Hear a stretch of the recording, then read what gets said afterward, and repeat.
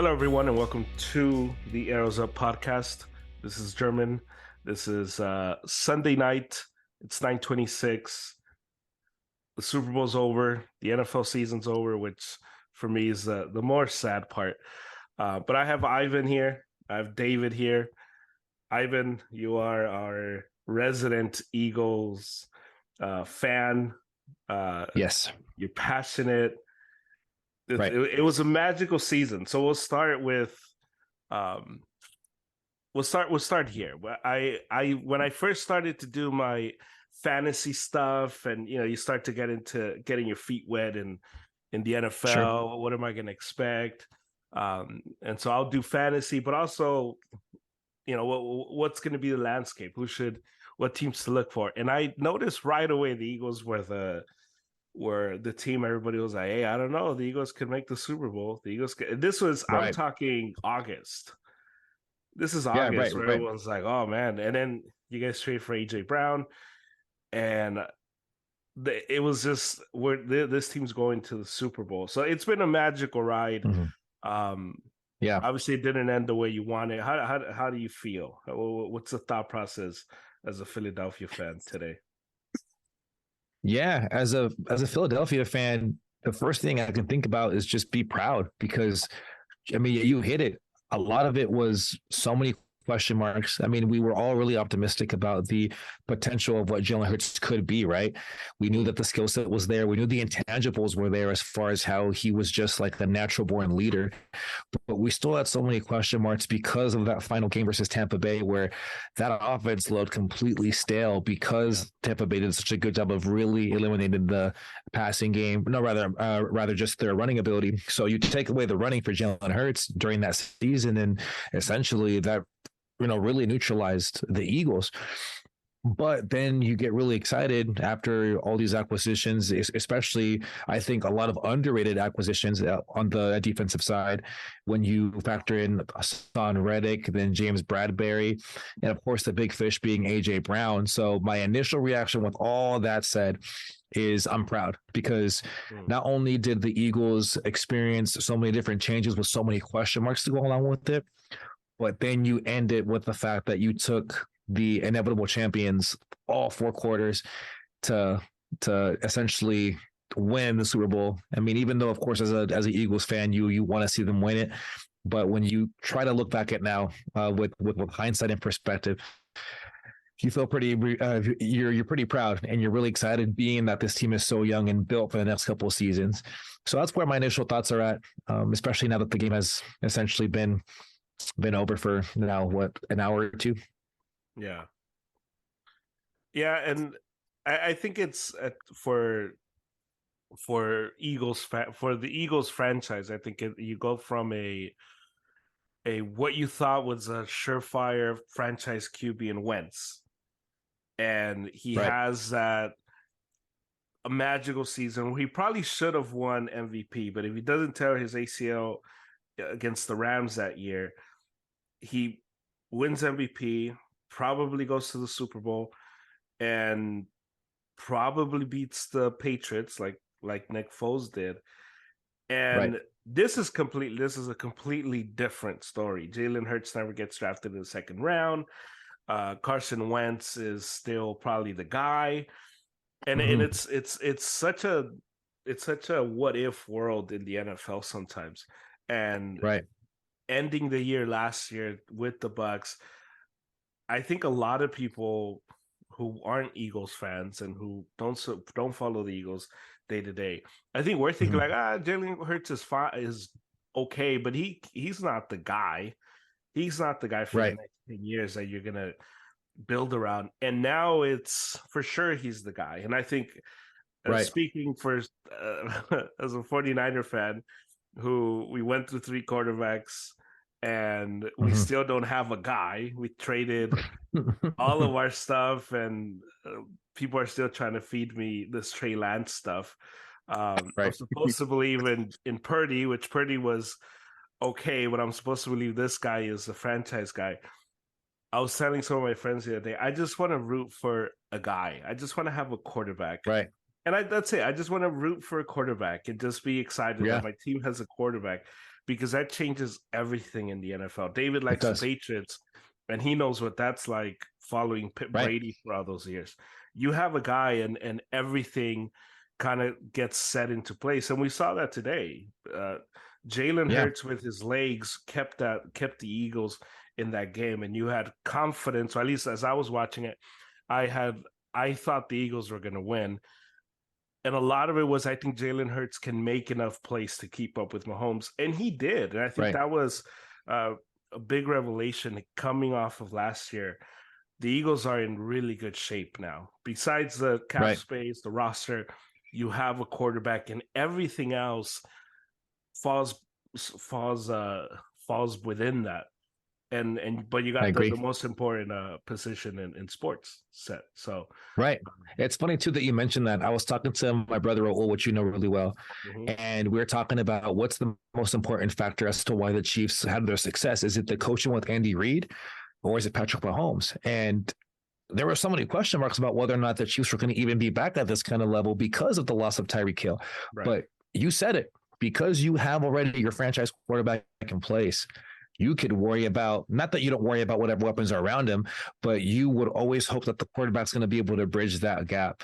And I think that Jalen Hurts showed that, hey, I can bridge the gap despite maybe the game plan not going the way that we thought it was going to be, with the defense not being able to get any rush on Mahomes. However, there was a lot of talk, especially from your boy Robbie Gold. Hey, if you force Hurts to have to be a quarterback, you may have an easier task on your hands. And the Chiefs saw, hey, that was not the case.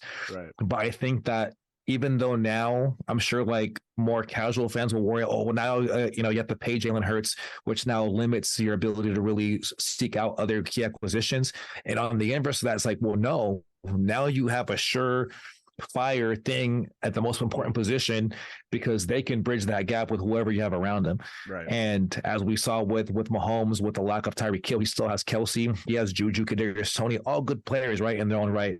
Not obviously the same caliber as Tyreek Hill, but because you have Mahomes, he's able to bridge that gap and in turn get you into the championship. Yeah. And it's crazy because Mahomes, well, the Chiefs, the offense this year was better without Tyreek Hill.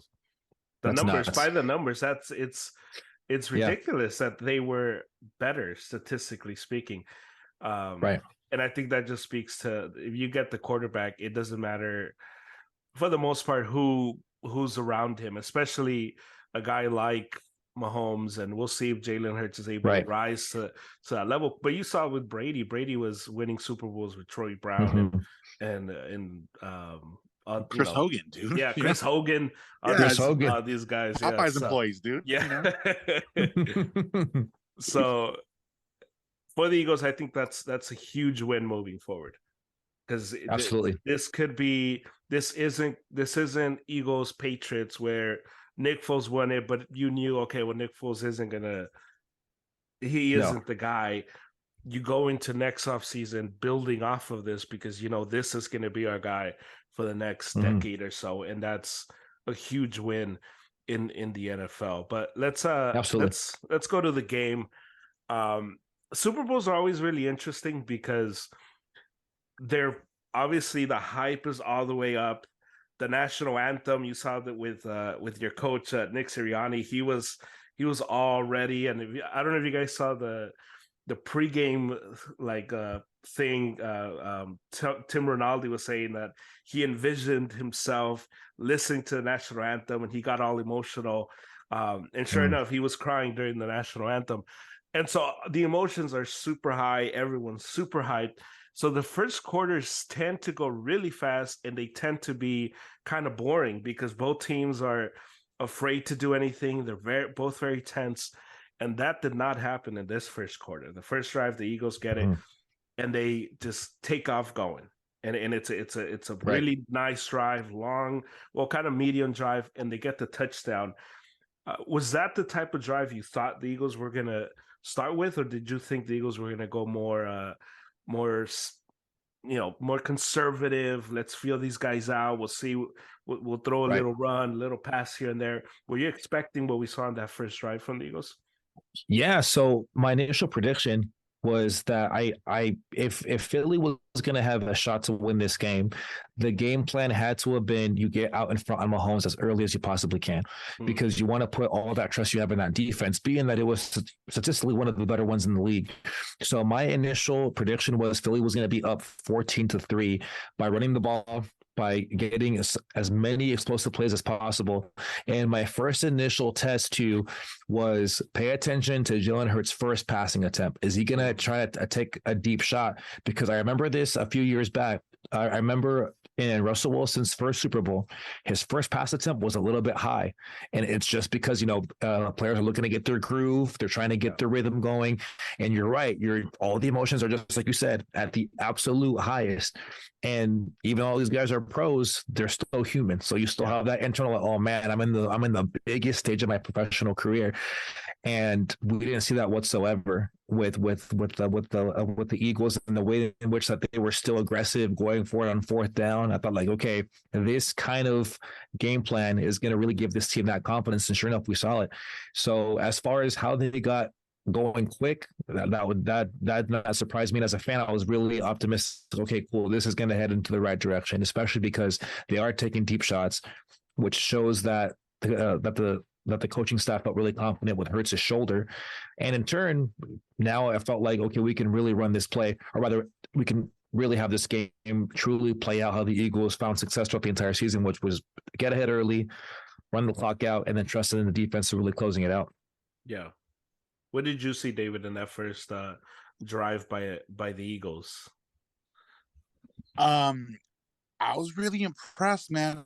The one thing I noticed, throughout most of the game, but especially that first quarter, was the confidence that the Eagles had, and they did it throughout the whole game. But I don't think I've ever seen this many third downs converted. And I think when you guys said that it Hurts gave him a chance with his legs, but all the quarterback sneaks, I was like, oh my, it was almost like automatic that they were going to get it anytime they went for a quarterback sneak. But yeah, I think I've meant the confidence they had in that opening drive. I was really optimistic too. I was rooting for the Eagles, but I was like, okay, this is going to be a really good game, and they came out swinging. So yeah, it was really fun, because usually like you said, that first quarter, it's almost like the first couple rounds in boxing where you're feeling the other guy out and that kind of thing. You're going to see how they react. If you throw certain feints, what do they do?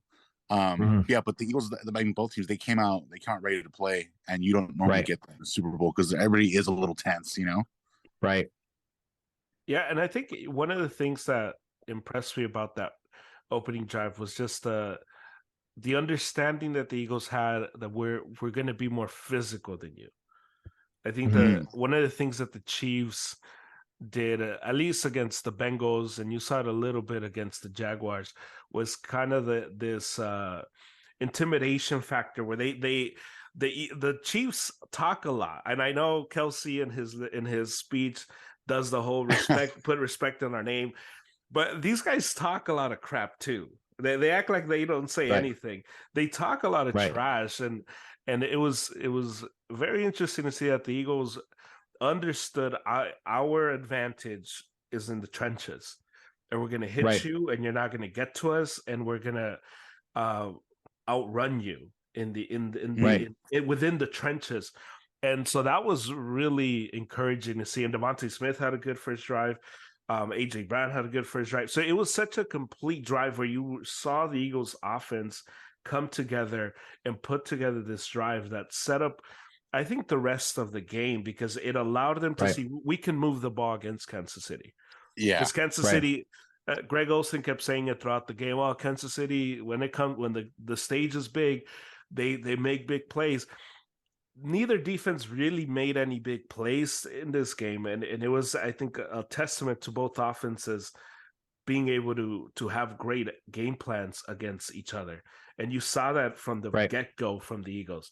I was watching the game with Adrian, who's another Eagles fan, and he hates always receiving the ball first, because in his mind he's like, man, I want the ball in the second half. That's all. No, you want to have it first against Mahomes so you can set the tempo. You don't want him to set the tempo on you. You want to set the tempo on him. And it was such a good drive for the Eagles. And when Mahomes got it, it was actually right back at you. It was a really fast drive, really scoring a really fast touchdown. And you kind of got the sense, okay, if this is going to be a shootout. And I asked Adrian, do you feel more comfortable in a shootout, or do you feel more comfortable in a just an ugly defensive game? He said shootout, and and he mentioned how he had that confidence in Jalen Hurts, which I thought was really ballsy, because I'm like, man, you feel that confident in a shootout against Mahomes?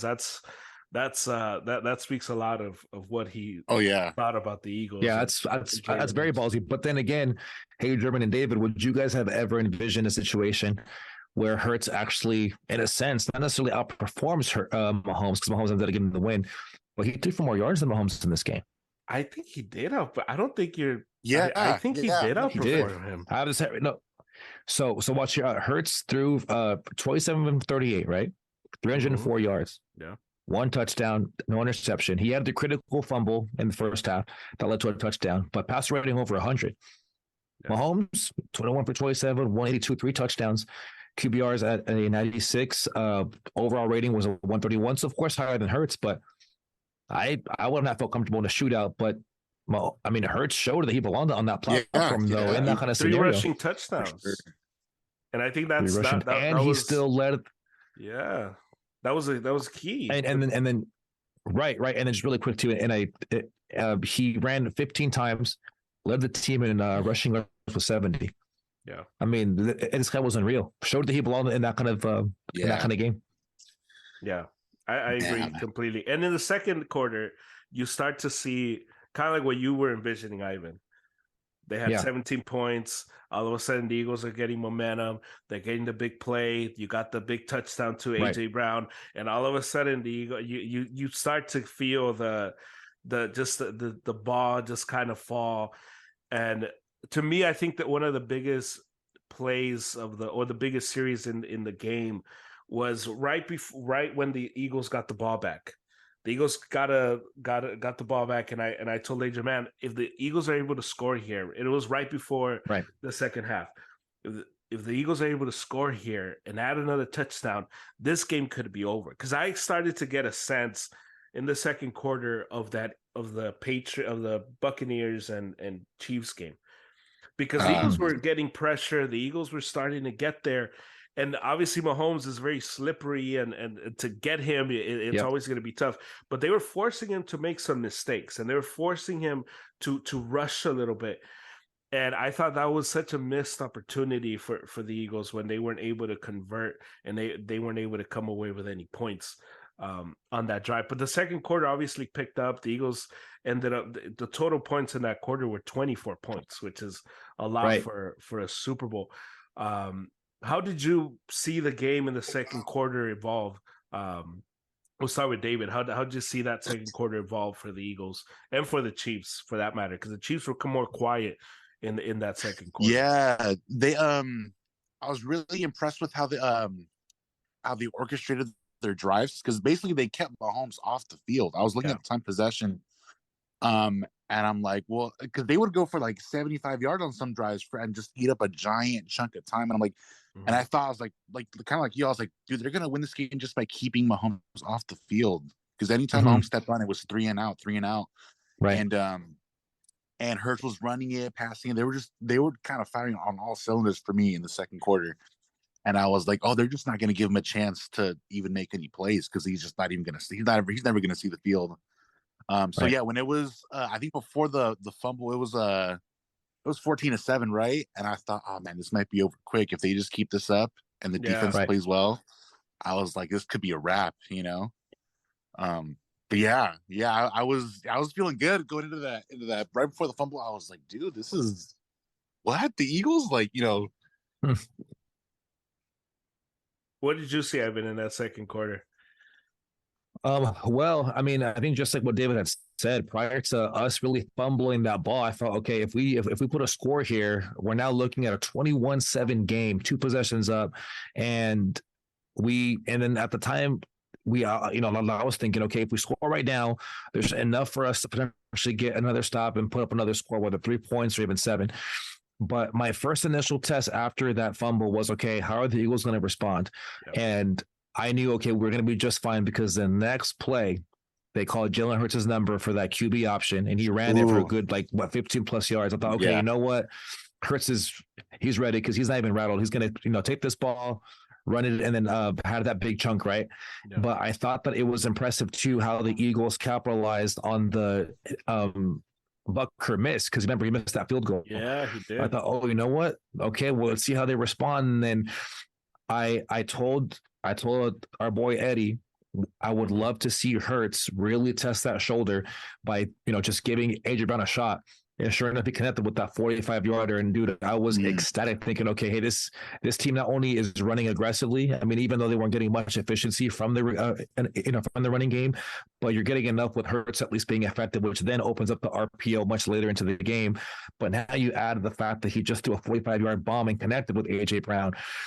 I mean, that second quarter went essentially how it went out for the entire season for the Eagles. They were one of the highest scoring teams in the second quarter, and that ended up being the case even in this game too. Yeah, it was I think that's where I started to see the aggressiveness that David was talking about. Just that if it was third down and 5 from midfield and on, it was pretty much going to be, it's a 2-down game. It was automatic they were going to go for it. Yeah. Yep. And that kind of changed the perspective, the game plan, because if you're the defense and you get a stop on third down, so what? Do it again. And it was so demoralizing to see the Eagles over and over again just do it. And I kept telling Agent, man, that's because a lot of them were just QB sneaks. I'm like, man, those are the squats. That's what that is.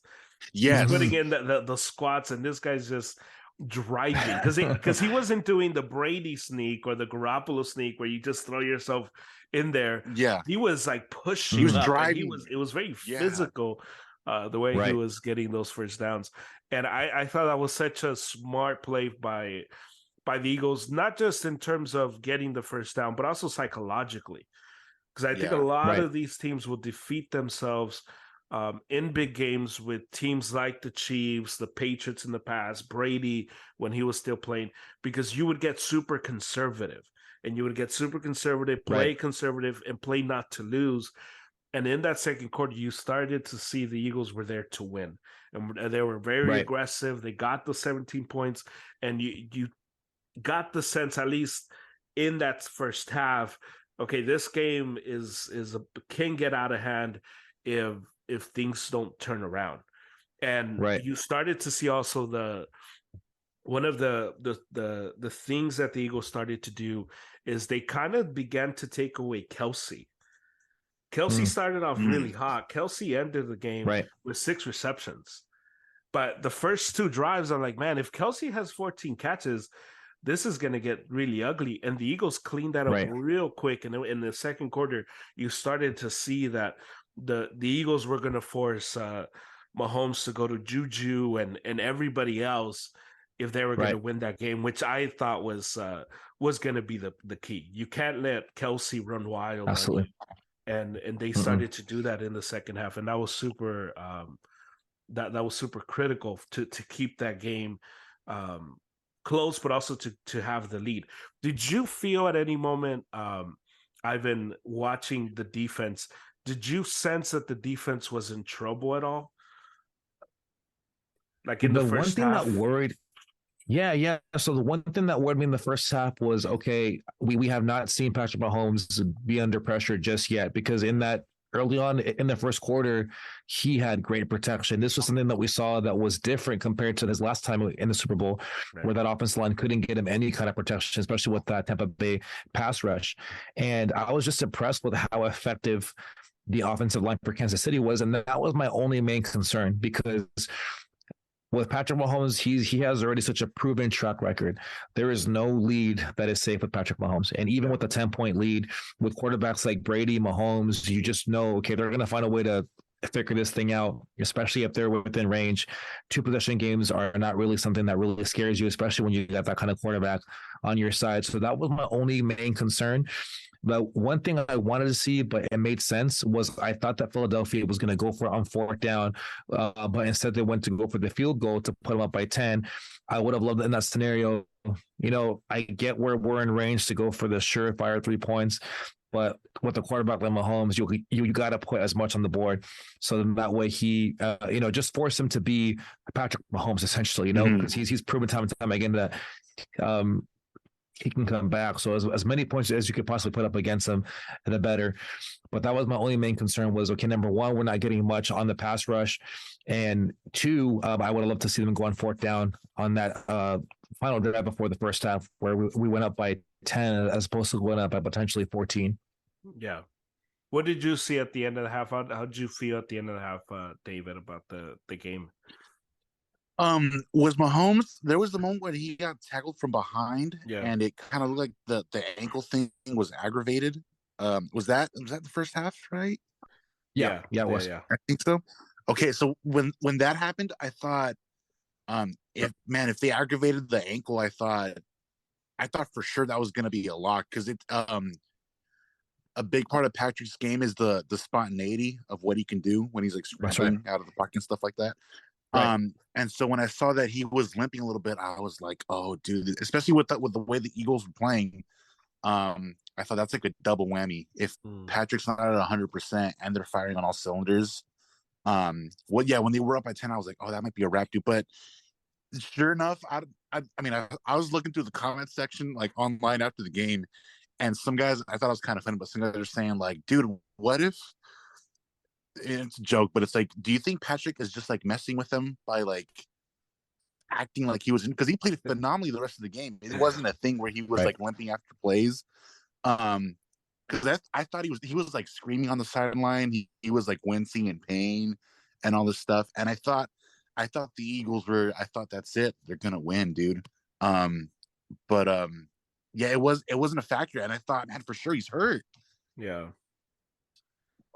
Yeah, but with the mobile QBs, I mean, I know Germ isn't really like a big fan of it, just because they always end up getting hurt somehow. But that's I would say that's like my biggest critique when it comes to like when people refer to like Pat as like the next go. It's like, I don't know if he can maintain it and sustain it because of his style of play with all the mobility.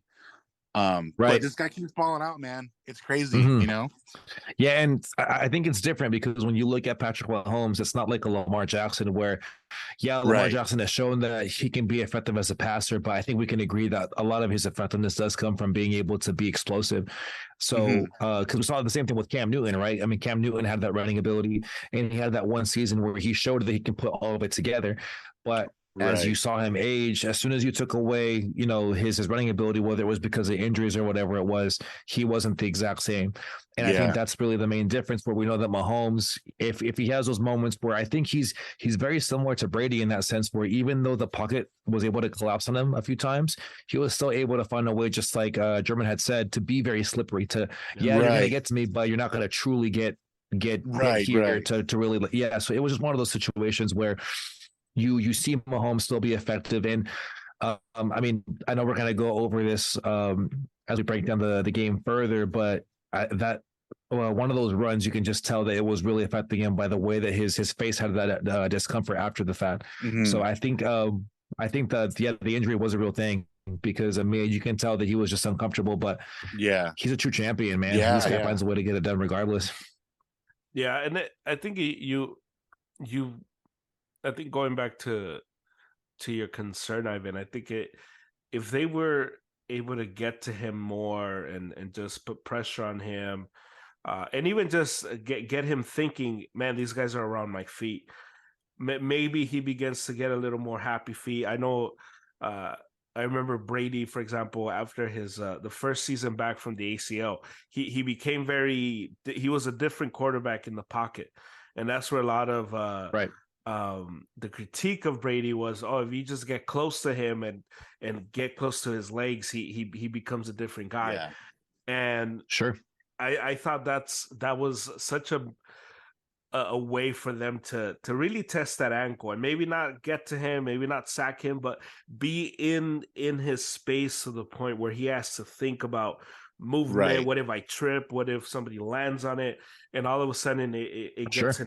in his head, and yeah, Mahomes gutted it out, man. I thought when he went out, I'm Yeah. like, oh, is he gonna miss some time? Is he gonna miss some plays? Are we gonna? Because it could have gone that way too, with like it went with the Jacksonville game, but I think because it was towards the end of the half, I think they were gonna have enough time to tape him up or do whatever they were gonna do to get him ready for the second half. But heading into Right. halftime, I felt like, man, this is the Eagles are in really good shape. Their Yeah. defense still hasn't done much, but you have the lead, and that's what you want. And getting into the second half, you get a breather, and all of a sudden maybe you get your defense to make a play or two, and next you know you have this game not wrapped up, but you have this game close to wrapped up, and the Eagles, I think, were in great shape. But a lot of it was that offense, and if you're Right. gonna be the Chiefs here, it's rare to get the Chiefs in a 20-17 game, and Right.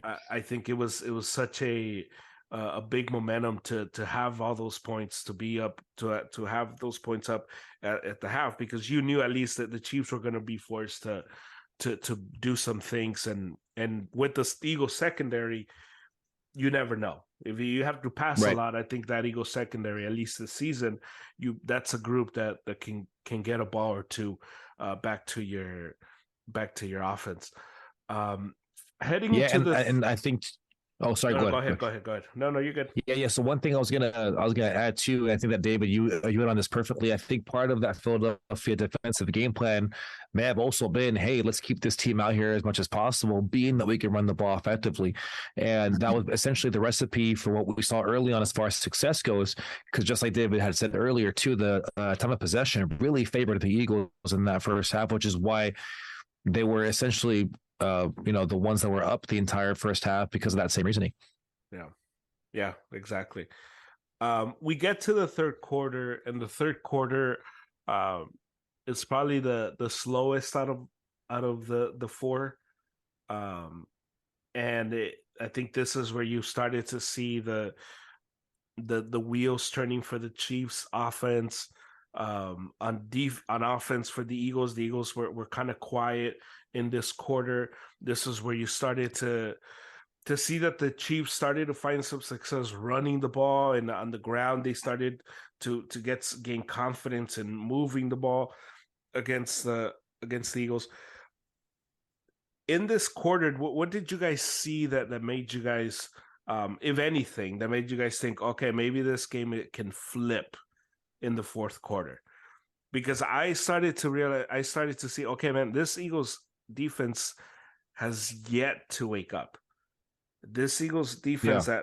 that made plays, was very opportunistic. In the NFC Championship game, they were really fast, and they were everywhere in the championship game, and even Right. against Giants, and you just started to see that, man, the defense isn't making a spark, isn't doing anything that makes you um, believe that, okay, they can hold the Chiefs down um, for the remainder of this game. Did you guys see anything in that third quarter that made you guys think that this game could flip?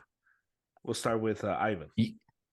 Yeah, for me, it was that first initial drive, right? So they were able to run the ball. They, as in then the Chiefs, they were able to give it to Pacheco, and then McKinnon broke off for, I think it was a 10+ yard run. Yeah. And all I'm thinking is, man, we know that the Eagles, I guess, Achilles heel on their defense is their lack of being able to stop the run as effectively as they're able to stop the passing game.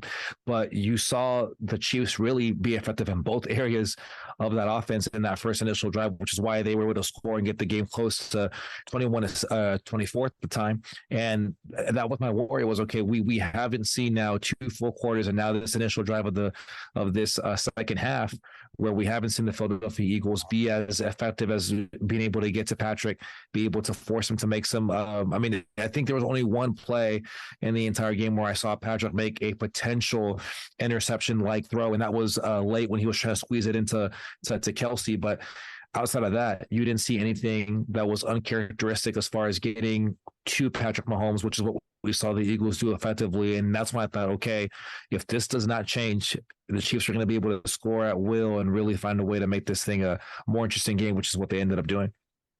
Yeah. David, Yeah, definitely definitely felt the momentum shift. So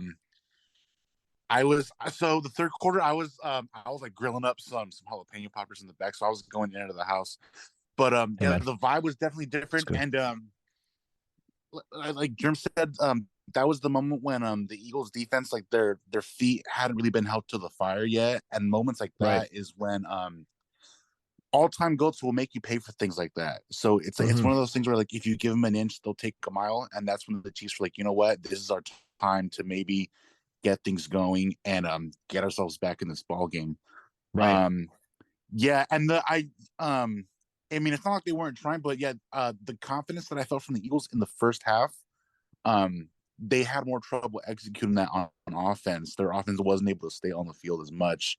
Um, and that's when I was like, that's when like I thought, oh, Patrick's gonna be Patrick, man. Like this is gonna come down and be. I was like, this is gonna be a shootout kind of Mm-hmm. towards the end of the third quarter, and I was like, oh man, here we go. Patrick Mahomes is gonna do that thing again, or at Right. least put the Chiefs in a position to make it that kind of game. Right. So yeah, I was starting to feel like uneasy after the third. I was like, well, okay, now let's see whose defense can make a big play. Patriots and the Seahawks, where the Seahawks defense was really good and they just couldn't get there, and they began to, because the Eagles began to play uh, zone and very laid off. They were playing back and they were getting all the Chiefs had all these zones. And so the receivers would Juju specifically would run to these spots, and he was wide open. He would get it, and he would just fall down. And against a quarterback like that, you cannot give them moments like that. Mahomes did that in the Super Bowl versus the 49ers as well, where you give him these zones, and all of a sudden those zones are free yards. And in a Super Bowl, in Yeah, a moment like that, you give them free yards, and all of a sudden you find yourself in a game that you don't want to be, especially with a lead, because you become, as weird as it sounds, as the team that's leading, you become the team that begins chasing the game as opposed to the team that's supposed to be securing the game, and it turns into a very different game. And it was just very alarming to see nothing is happening. And to the Eagles, to on the other side, it's not like the Chiefs were making plays on defense either.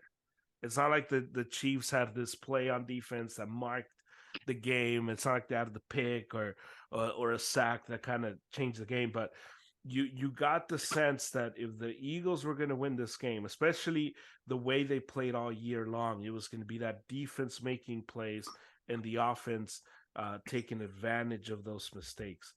And heading into that fourth quarter, it wasn't something that you saw. And in the fourth quarter, obviously, it became a track meet where the Chiefs were just able to open up the field, open up the lanes, and it became very difficult for the Eagles defense, who they just want to rush, they just want to go after you and hit you, and it became very difficult because all of a sudden the Chiefs were making very small plays, but plays that were exploding for big yards, and it kind of was the beginning of the end for the Eagles. But watching it, I did think, okay, well, this Eagles defense is going to make a play.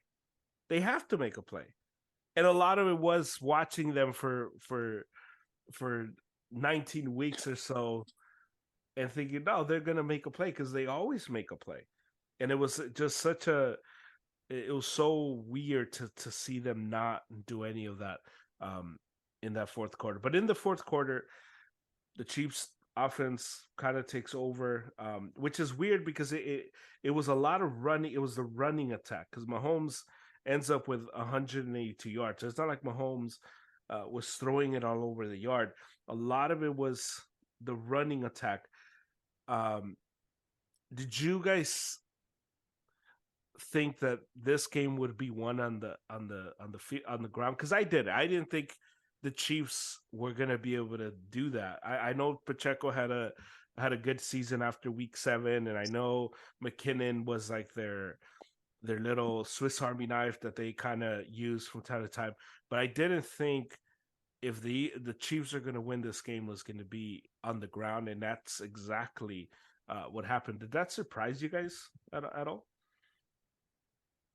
A little bit, because I mean, you have Kelsey, right? And that's like just that's just a big part of their game, especially not having Tyreek. But Yeah. even Juju had, like you said, he had his moments where they were giving him that cushion, and they were just, like I said, give him an inch and they'll take a mile. But Pacheco, yeah, he was balling out, man. I was surprised. I think you guys said that Kelsey only had like 6 catches. Definitely surprised that he didn't do a lot more. I was definitely expecting him to have um a big game like this, especially with someone like Pat. But yeah, definitely surprising for the Chiefs. As for the Eagles, I mean, like they make it work with Jalen running. But yeah, I wasn't expecting that from the Chiefs. So to answer your question, that's what I actually was afraid that is exactly what they were going to do as in Kansas City, because I was actually more confident with Philadelphia making a big play with their secondary, because throughout the entire season they were actually top 5 in interceptions, and I was more confident with, you know what, let's see Patrick Mahomes try to test Bradbury with Tony, or Juju going up against Darius Slay, or even with Kelsey. So that's why I was, of course, initially very excited about how we were able to neutralize Kelsey a bit. And I say neutralize very loosely, because Kelsey is still so effective regardless of whatever game plan you may have on him.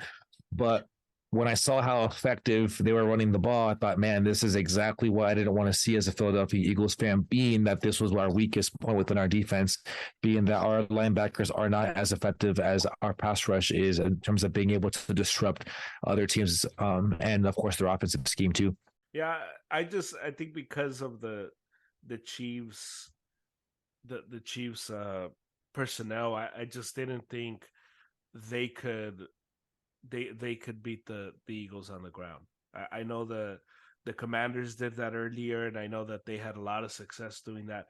I just didn't think that team was going to be able to, with Pacheco and McKinnon, do that to the Eagles. But it was a lot. But I think it turned out to be the speed. If there's a a phrase that to me encapsulates that fourth quarter, speed kills, and that speed that for a lot of the season the Eagles used to kill other teams, it was what the Chiefs used to kill in that fourth quarter, because they were just really fast moving up and down that field in Yeah. that fourth quarter specifically. And it Well, just actually, one kind thing of I noticed too, right? Yeah, and I was going to mention too, Jermaine, before I cut you off there. I'm sorry about that. But I just want to let you know that one thing that I noticed, very similar to what you see in boxing, and one quick analogy I want to use is, do you remember when Marcos Maidana was fighting Berto, and the way that he was jabbing him to his body every single time he was, as far as Maidana, he would see Berto kind of, just clench a little bit, right? yeah. And before Maidana got that knockout, every single punch at the body was causing, Berto to do that clinch and then open them up. So then when Berto goes in for that same swing, he now goes a little higher and boom, is able to connect. And then, of course, eventually knock him out. Yeah. Now, the reason why I use that analogy was because the Chiefs were using that end around motion where they would send either Tony or Sky Moore or Pacheco, whoever it was, and it would eventually lead to this kind of either jet sweep or a quick play action, throw it to that side of wherever he's running. But then you saw them counter that move, which is what inevitably led to both Tony as well as Sky Moore getting those touchdowns in the fourth quarter, because they kept on running that same play, that same motion, but then they even countered it to kind of throw the Eagles off, and then of course show the imbalance there too. Yeah, it was. I think in the fourth quarter you saw the coaching come into play, and you saw Andy Reid and all of his creativity on full display. Because you're right, it was that same play over and over again, and it's it was a setup. It was a big setup for what they got, and a big credit obviously to that coaching staff on the Chiefs for being able to be patient with those things, because those are that's one of those things that if it turns out the way it turned out, hey, you're a genius. It was great. You had a plan. Mhm. But if the Eagles end up making all these different plays, they end up scoring, then those plays become useless because, well, you did all that and you still lost the Super Bowl. But it was Right. the patience that it took to make those plays, and get the Eagles kind of used to that look and then flip it on them. And it was Mhm. kind of like an Andy Reid special in that sense. Right. What's is there anything else that you saw in the fourth quarter, David, that stood out to you?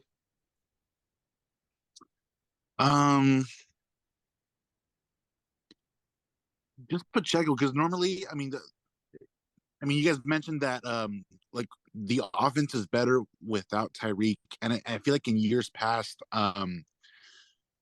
especially in their past Super Bowl performances, we always look forward to like that. I'm gonna go ahead and say like the greatest show on turf kind of vibe from these Chiefs. You always expect like the big explosive Mhm. plays, and with the running game they had today with Pacheco, it was more of that stable kind of running game that helps to eat up the clock and ultimately help them Mhm. secure the win. Um, and Right. so definitely a different thing to see. And like you said, you guys mentioned, is it Pat or is it Andy? And they kind of show that it was a little bit of both. Like Patrick did Right. make the good plays, but they also knew what they had to do to secure the win. Right. Yeah, I think it's I think when those player coach thing, I always lean towards player. I always think it's Same. the player. Mm-hmm. I think if you give Mahomes to the other 31 teams, I think they're in similar spots. I mean, obviously Andy Reid is good, but we saw what Andy Reid was doing with Alex Smith, and it wasn't Right. Yeah. AFC Championship games and 2 Super Bowls. Um, Right. I think it's one of those things that in the fourth quarter, a lot of times in sports and in the Super Bowl specifically, you start to see where experience matters in the fourth quarter. You see it over and over again in these Super Bowls where in the fourth quarter that's when experience matters, because I don't see it mattering in the first 3 quarters, but in the fourth quarter where the things are tight and one team's Mm-hmm. can't get things going, like the Eagles offense kind of got stuck and they couldn't unlock themselves until they were able to get that touchdown, but they weren't able to like unlock themselves in that third and fourth quarter, and that's where experience is able to get you through those things, and you're able to call simple plays that just get you chunk yards, and you're able to simplify the playbook to get you to where you need to get. And the Chiefs, you began to see the experience, not so much the championship pedigree, but I think the experience, because when the Eagles scored and the Chiefs got the ball with 4 minutes or so, it was under a little bit under 5 or right around that time. I was like, man, I don't know if the Eagles get this ball back, Right. because a veteran quarterback knows this is it. There's no more. Yeah. There's not going to be another drive, and that's where I think you saw that movement towards the pedigree of the experience of being there come out, because on one end I think you had the people saying, oh well, the Chiefs are the Eagles are scoring too fast. I saw some people on Twitter being like, oh man, they're killing too much clock, and then because they're gonna have to get the ball back. Well, it doesn't matter how much time they kill, they're not gonna get this ball back at least until there's overtime, because I didn't see any scenario where Patrick Mahomes, unless he got a turnover, was going to give this ball back to the Eagles. And in that fourth quarter, for the very first time, I saw the difference in experience between the Eagles coaching staff and the Chiefs coaching staff. And all of it, obviously, it's a learning experience because you see these young, great coaches go through it. McVay went through it with when he played against the Patriots. You had Shanahan go through it when he played against the Chiefs, and now you have Sirianni going through it. And you see these coaches that had never been there, great game plans, first 3 quarters, and in that fourth quarter, it's such a different animal because you have to kind of simplify the game to keep everything moving because everything changes. And that was such a it was so interesting to see that because it just, I was like, man, that's the Eagles up until this point had this game. It was their game. But besides Patrick Mahomes, you saw the coaching staff just unlock things for the Chiefs. And on the other side, I don't know if there was anything that the Eagles could have done. I thought their game plan was as good as it got. It was a 3-point game. At the end of it's not like the Chiefs won this game by 20 points. This was a 3-point game, won in the last second field goal. It was such a well played game on both sides that I just, at the end, to me, the difference wasn't Mahomes, it wasn't Pacheco, it was Andy Reid and that coaching staff knowing how to dial up the plays that they needed on offense and defense to unlock their team to keep them kind of chugging along in that fourth quarter, which was the biggest difference to me in this football game. Right. And, you have to imagine, too, that that's probably the initial thought, too, for Kansas City, where you think, if we get this game close, we can have trust in our coaching staff to really develop something, whether it's on defense or on offense. And if you think about it, that 3 and out after Kansas City ends up scoring the touchdown, that then sets up Kadarius Toney to get that huge run where they get into essentially a 5-yard range just to get to their next touchdown. Essentially was what really turned the ballgame around for the Chiefs. And that goes back to how well balanced and how well coached this team is, from the offense to defense to even special teams, where they're ready for those moments to really capitalize on. But that's one of the things, too, that I guess I get really optimistic as a Philadelphia Eagles fan. Going back to your last point, too, Jeremy, like, it's not like the Eagles lost by a whopping 3 touchdowns. It's not like, the Chiefs unlocked something in the second half, and then from there, the floodgates opened up, because the Eagles still found a way to really tie this game and to really get back into it, where one could really question, of course, was it? I think it was a holding, right? I mean, it wasn't pass interference, but that holding call that really essentially sealed the game for the Chiefs. But I thought that, that's when you see the true measurement of what a good team can be, because you're right. One could, see that Andy Reid made that, one little adjustment with where they were doing with that motion, but it goes all for nothing if they don't have that kind of setup to then late to be able to, throw that counter. But I think for the Eagles, there's a lot of optimism, especially with this coaching staff. But you're absolutely right. This shows you the true value of what good coaching can really do, being that we've seen it time and time again, like you aforementioned, where we see very good coaches really get, really humbled when they go up against another coach, such as a Bill Belichick or even Andy Reid in the situation. Mm-hmm. Yeah. And Andy Reid was that coach for a long time. Mm-hmm. Yeah. Andy Reid was...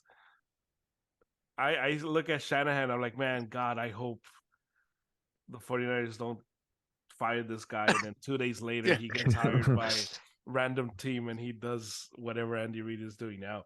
But Andy Reid was in that boat. I remember Andy Reid was always like, oh, man, this guy always does dumb stuff. And Ivan, you had him. That was your coach. So you know exactly what I'm talking about. Yeah.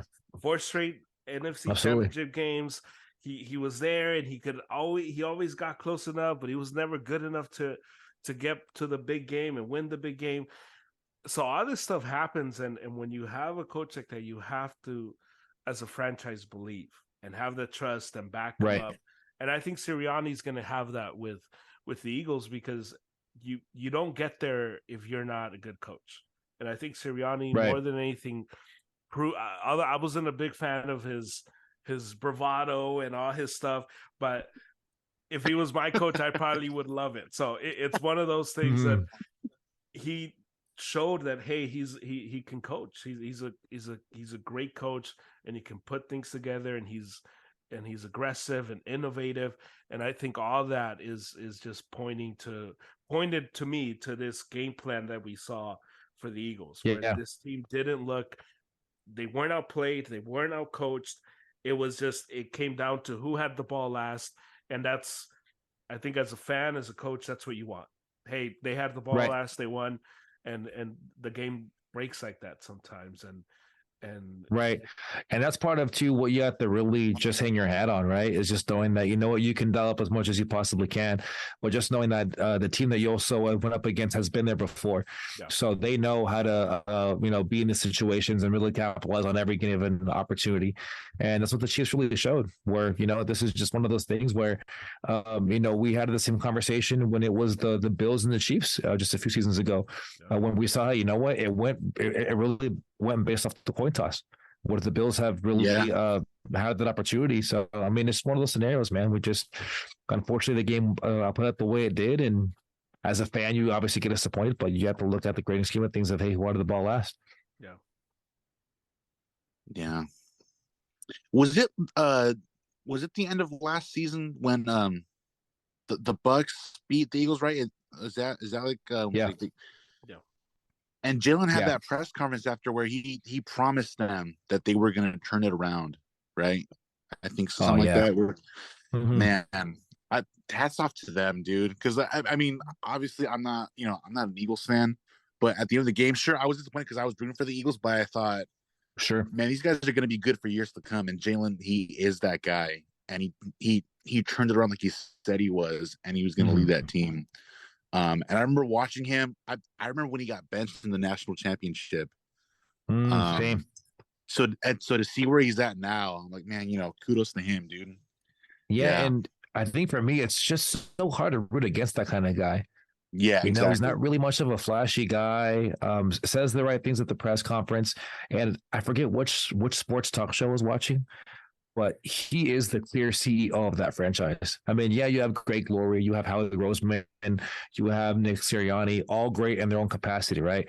But you can tell that this team truly, they're behind him. They're behind him 100%. Like, this is his franchise. Yeah. Yeah, and I think that's the bigger question, I think, as we look past the Super Bowl is, and you look ahead, even though there's still so much stuff that needs to happen before we Right. get there. But the teams that are in good shape are the teams with quarterbacks. And Right. I think that's more than anything else. The Eagles have that now, where the Eagles have a quarterback, and regardless of who comes back or who's going to be on that team, you have the QB1 secured. And at the very least, we've seen in this NFL that guarantees you at least 8 or 9 wins. And if you Right. have a good roster around them, 10, 11, 12, and now you got a chance every year, year in and year out, in the playoffs to get to the Super Bowl. Joe Burrow said this in one of his press conferences where they asked him about the championship window for the Bengals, and he said that our window is my whole career. And that's right. And I remember that. And I love the swagger, but he's right.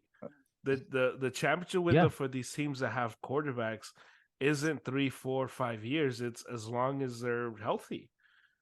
And I think that's a big win for the Eagles to have that guy, because at the end of last season, like I started off saying, we weren't sure if he was going to be that guy. We weren't sure Jalen Hurts was going to be the guy that just tied the record for most rushing touchdowns in a Super Bowl, who had just an amazing display and kept himself. I thought he outplayed Mahomes and just had just an incredible day today, composing himself, keeping his teammates going.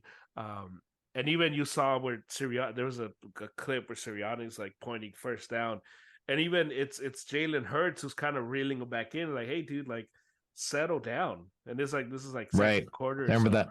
and you just see that he is the calming force in that locker room, and that's what you want. You want your quarterback to be that guy, and not your coach or your GM or your center or any of that. Any other takeaways you guys had from today's game? Well, yeah, I think that was one of the glaring differences that we saw, right? Is the true power of what a quarterback can do for you. Because even when we look back at the Carson Wentz comparison, Carson Wentz didn't really command that team in 2017 like Hurts is doing now. Even last season, the way that we saw Hurts carry himself, we knew, okay, this guy has the right kind of character to be a franchise quarterback, but does he have the skill set to go along with it? And that's why, I know that we've been saying this a lot. We had so many question marks, but you saw Philadelphia say, hey, we're going to give you as much of an opportunity to really make this happen and for it to work out. So show us that you're that quarterback number one. And with all the weapons that he has, and even Philadelphia having the insurance of, hey, we have 3 first-round picks next season, we can easily make this happen where we can get someone else in here, being that the upcoming draft class has some quarterbacks that I'm sure some franchises would feel pretty comfortable with.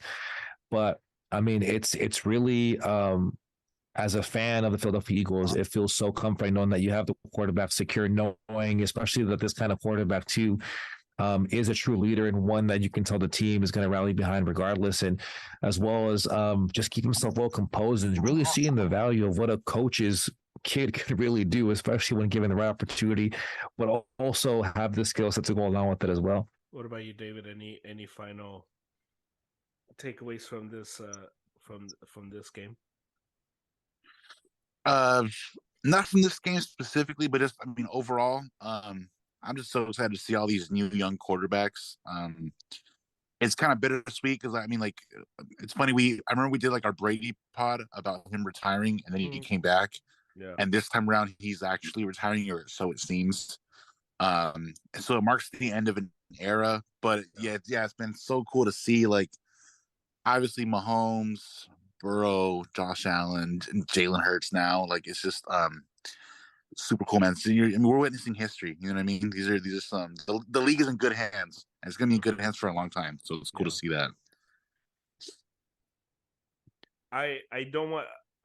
I feel like we have to do this conversation. I don't want to do it because I think it's so disrespectful and ridiculous. But Mahomes, 27 years old, 2 Super Bowls. Brady has 7. I think that's even as good as Mahomes is. I think that's next. That's different. 7 Super Bowls is different. Is this the GOAT debate, Germ? Are we doing this? No. I'm not doing that. I don't think there is a debate. Okay. He has to win. Good. He has to win at least 2-3 more to yeah, I was gonna say I think get he me to 5 to like let me get up for this. But is he on that path? Is it realistic? Because I think for Brady, it's not just the Super Bowls, but it's everything that he did, team to team, year by year. It didn't matter who was on his team. He won when he had wide receivers. They got him. The Patriots then switched to 2 tight end set. He won there.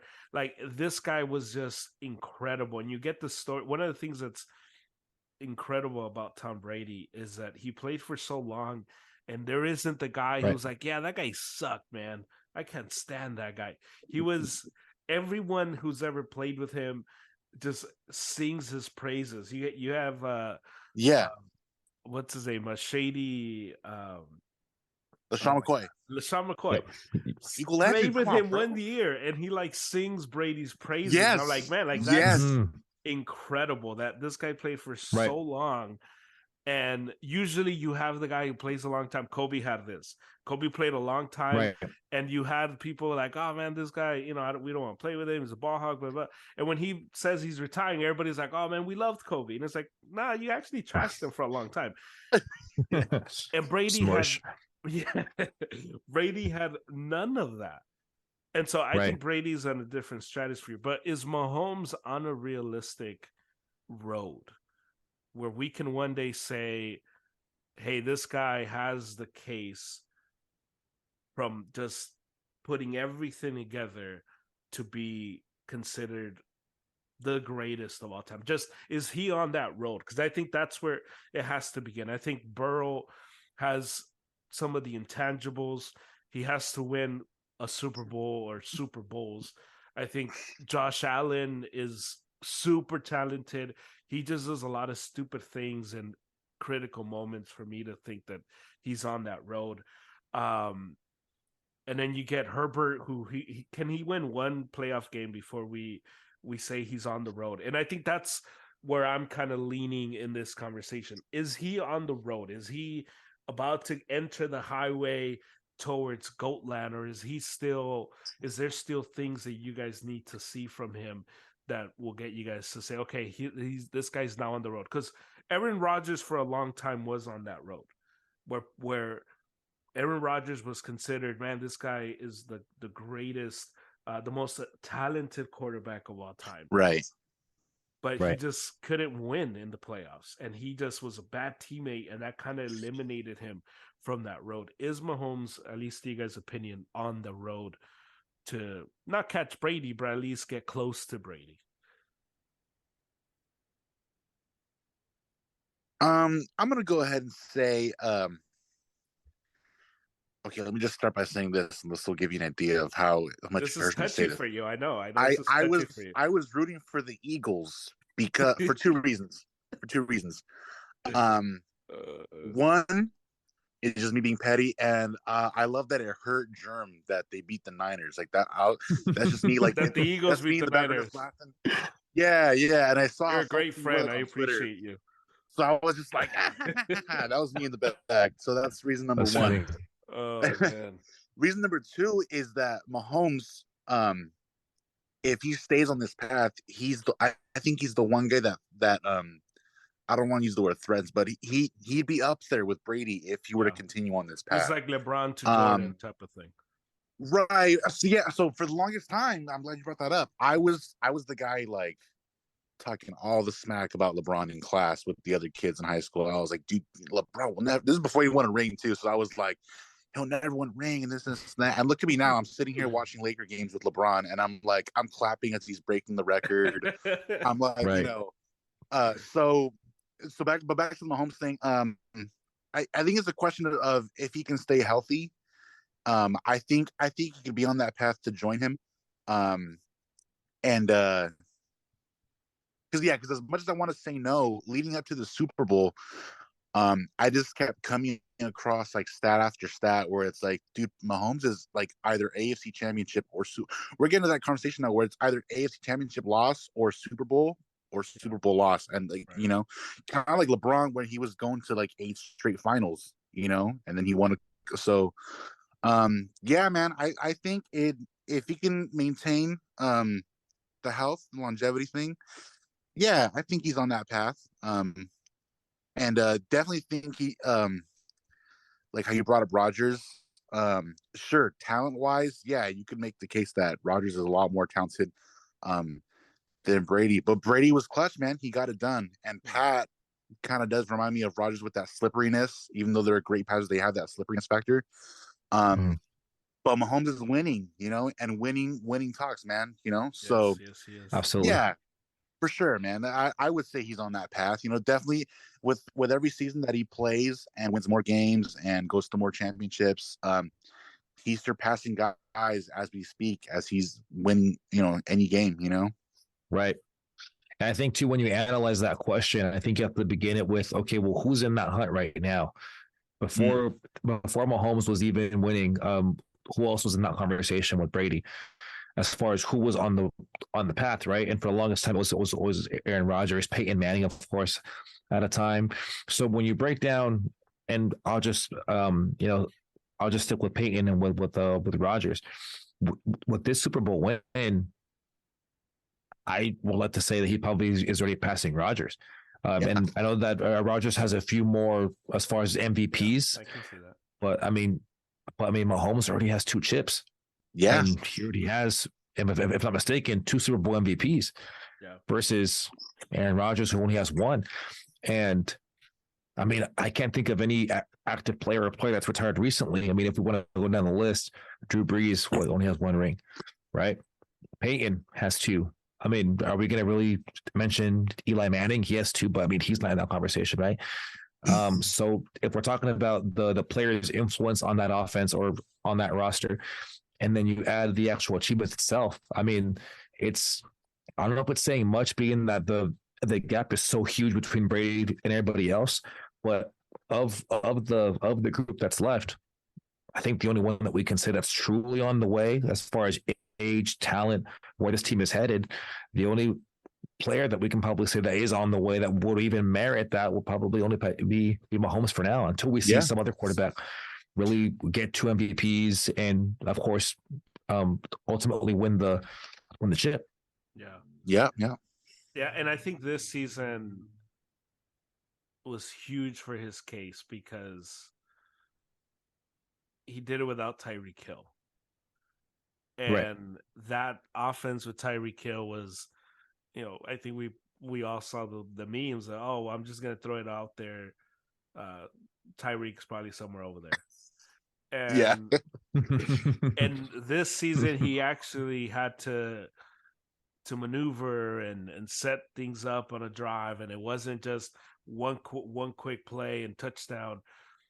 And it kind of showed the different side of Mahomes, and it showed the field general side, and not just the crazy gunslinger who's gonna just throw a bomb. And I think that this Super Bowl gets him on the path, because I was rooting for the Eagles strictly for Brady, and the lesser of two evils for me is I just don't want Brady to get touched.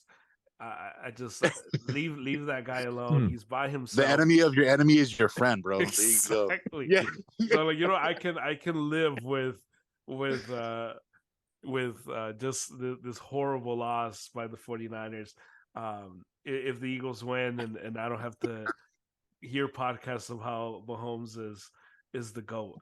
I would rather have weeks of Eagle celebration than Mahomes coronation, and I think that's why I was rooting on that side. I was hoping that the Eagles would put it out, but I agree with you guys. I think Mahomes is on the path. I think Mahomes is the only one who's on that path, because I think it's as much as it's fun for Burrow to be there and for Herbert, they haven't won, and I think that's at the center of this conversation. And I know some people don't like the rings culture we live in, but that's what matters, especially for quarterbacks. What matters is rings, because we've been talking for an hour and change, and at the center of it was the Eagles had the chance because Jalen Hurts was awesome, and the Chiefs won because Patrick Mahomes was awesome at the end.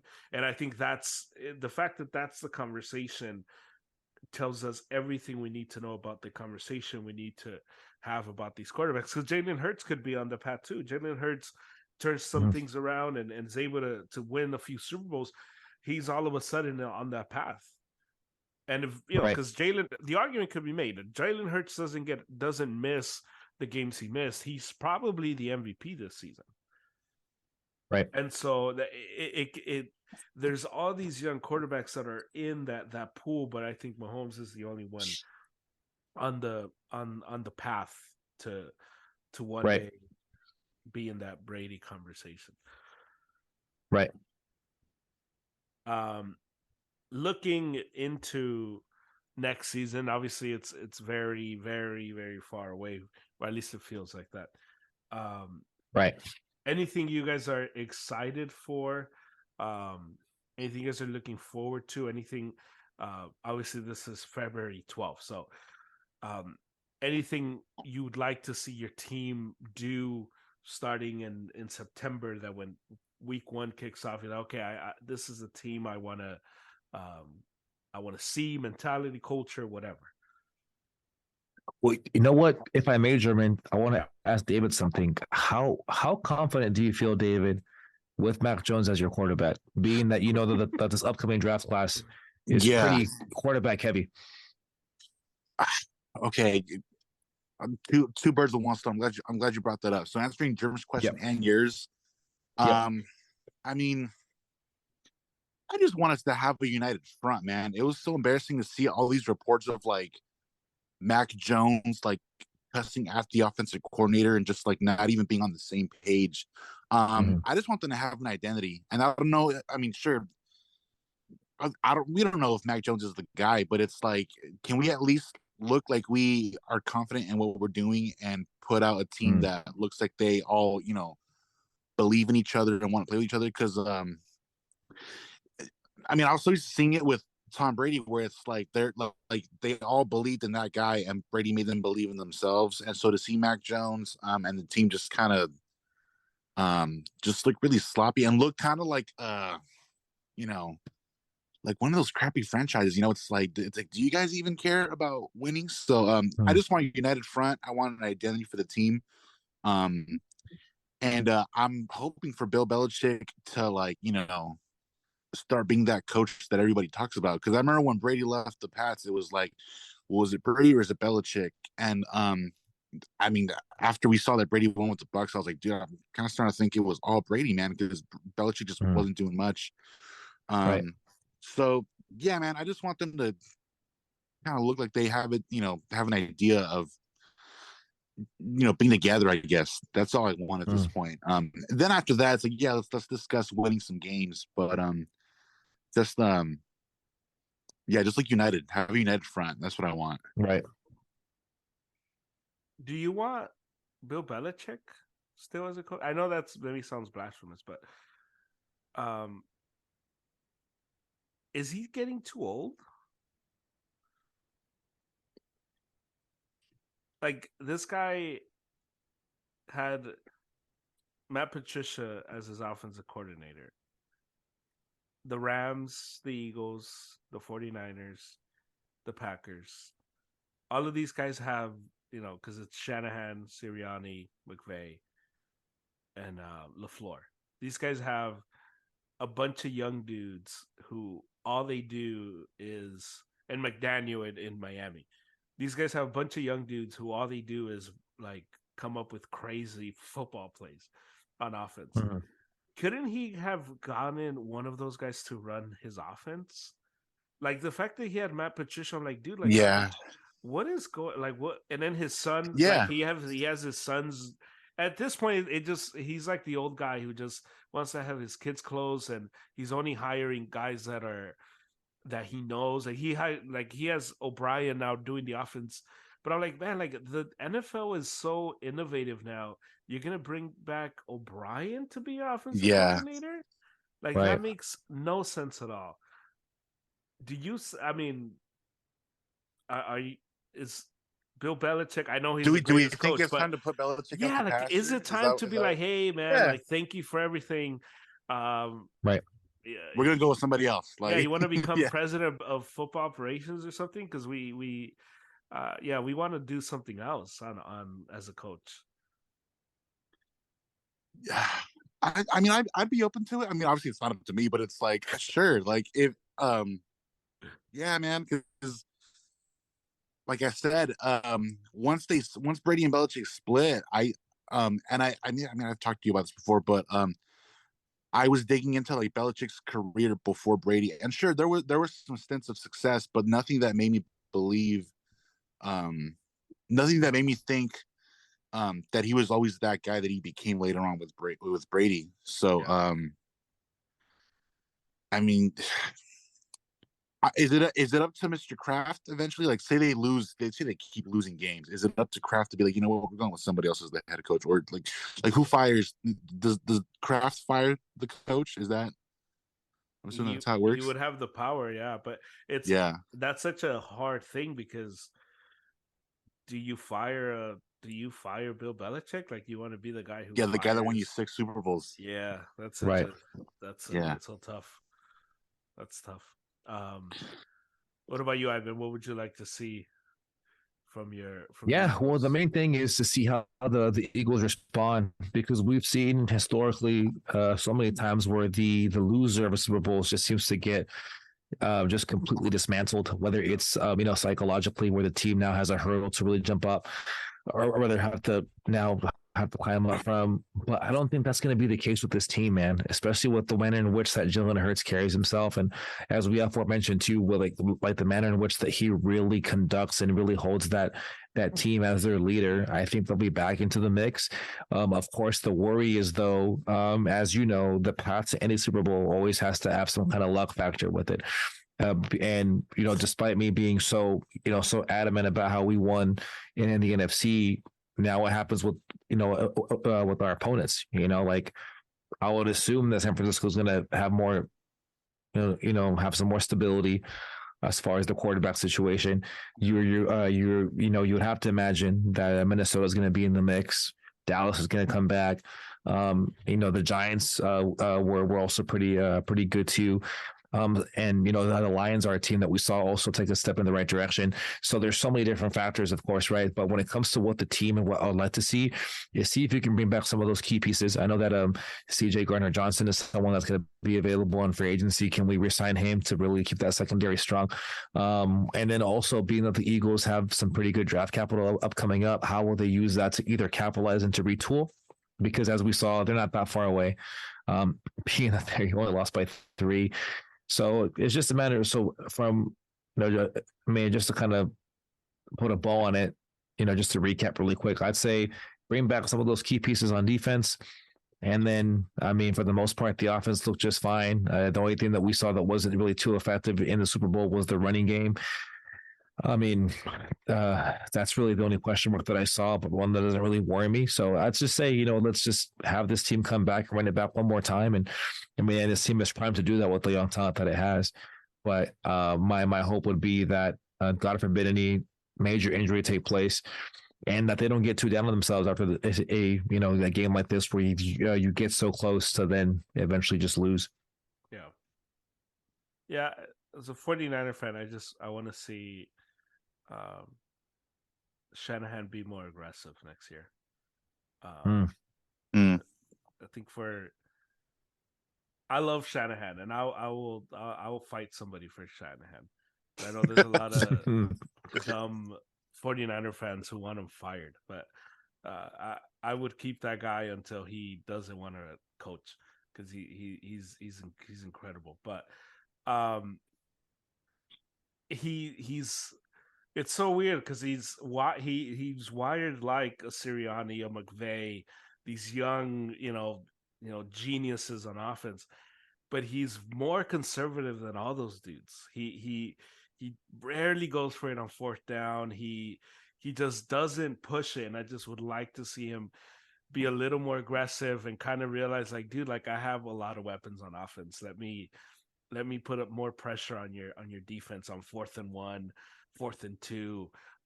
Let me just be more aggressive.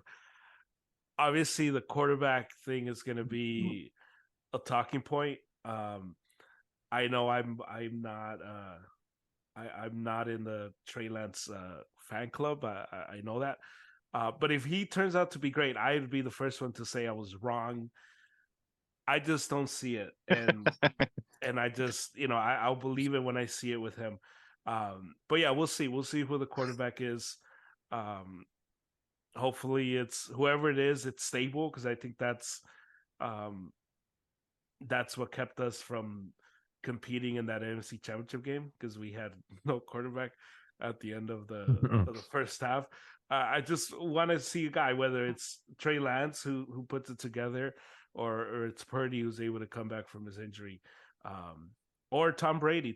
Hey, reconsider. Just one season in the Bay. That's all I ask. One season, and you can retire and go take Greg Olson's job.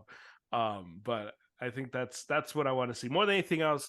Shanahan being more aggressive on offense and just pushing on 4th down and 3rd and short and stuff like that. Because I think that's right. Watching the Eagles today, I'm like, man, God, I wish the 49ers did.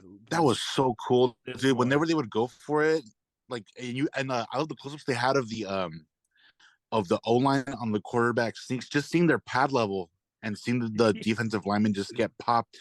Oh man, oh yeah, so cool to see.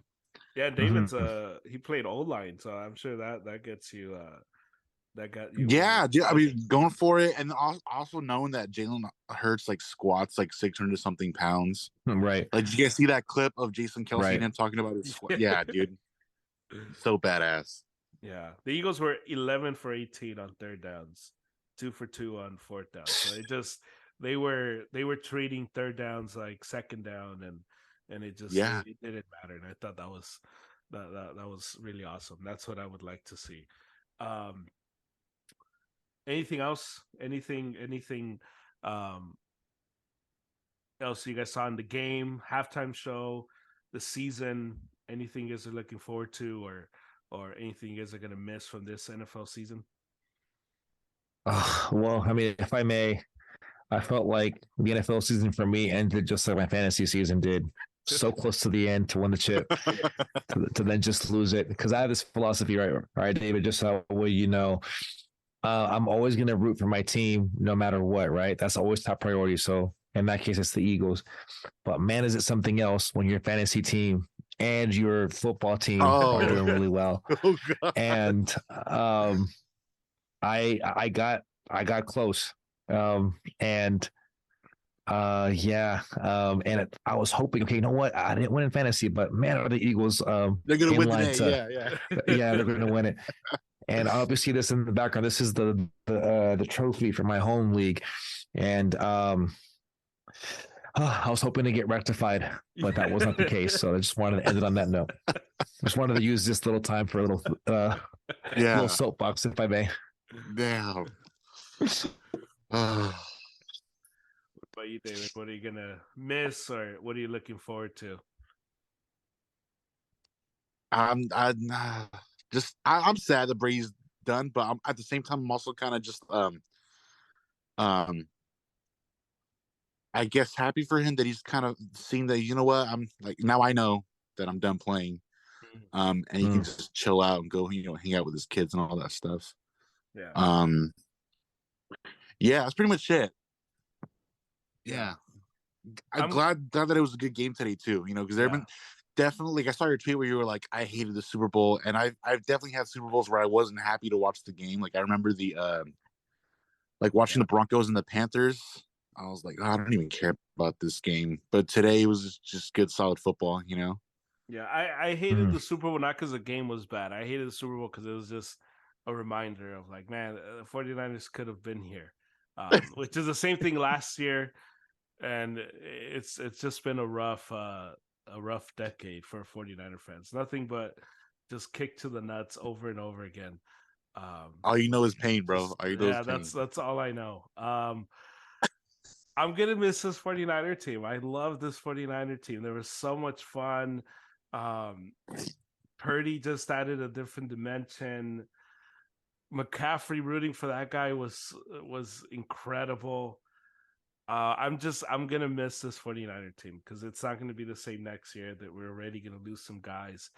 But this team was so much fun to root for. We started 3-4, and it was like, oh man, are the 49ers really that good? Is the NFC West even that good?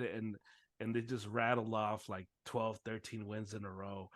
Um, so I'm gonna miss this team, because this team, more so than the team that made the Super Bowl in 2019, more so than this team last year that almost made it to Super Bowl. I think this team just had the right blend of new blood and guys that had been there. And these guys just loved playing for the team, and so rooting for this team was a lot of fun. I think that's why I was more bitter about the loss to the Eagles, more so because I just didn't think we got the chance to compete. And I told AJ, I'm like, man, it's one thing had you guys beat us, and it's like, hey, it happens. You're a better team. And I just left that like feeling like, I don't know. I don't know. I'm good, and again, it's neither here nor there, but I think that's my Right. big takeaway. Just gonna miss rooting for this team because it was so much fun. to root for them and have the confidence and be like, yeah, our defense can go against anybody and all that. So that's always fun to root for a team like that. And But same with one that day, offense too. yeah, exactly. So one day, Oh, I'm gonna be happy with this team. I'm gonna miss those your little Instagram stories with the Dexter's Laboratory, like the stunt on these, whoever the team is, like stunt on these Seahawks. Those are hilarious. Oh, Those are great. Shout out to Niners Nation because they would put that, and I would share that all the time, and Every week. I was yeah. like, yes. Yeah, so those were always fun, but it was such a great NFL season. This season was It was. so much fun from top to bottom.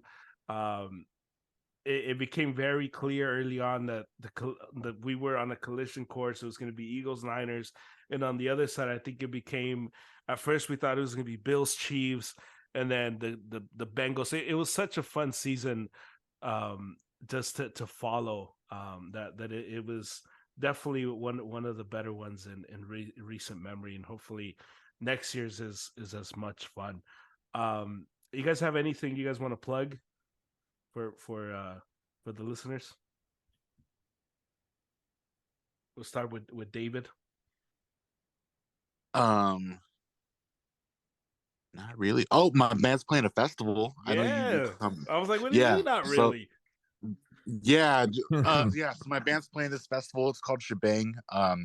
It's held here in San Luis Obispo, but it started with like Cal Poly students many years ago, but they've built it up, and now they're getting larger bands. So two of the bands that are going to be there, one is called Hippocampus. I've seen them on Conan's show. Men I Trust is another band that was on Jimmy Fallon recently with Joey Badass. So they're the headliners. So we're playing there, but that's May 5th and 6th. And yeah, it's called Shebang. So for any listeners, check it out. Come on up. It's a beautiful area. San Luis Obispo is beautiful. So Nice. but yeah. Yeah, When is for it? When is that? me, May 5th and 6th. May 5th. There you go. Where can they get tickets? Shebang.com, I'm assuming, or my band's we have a link tree, but it's at Amua Music on Instagram, and we got a link for tickets on a link tree.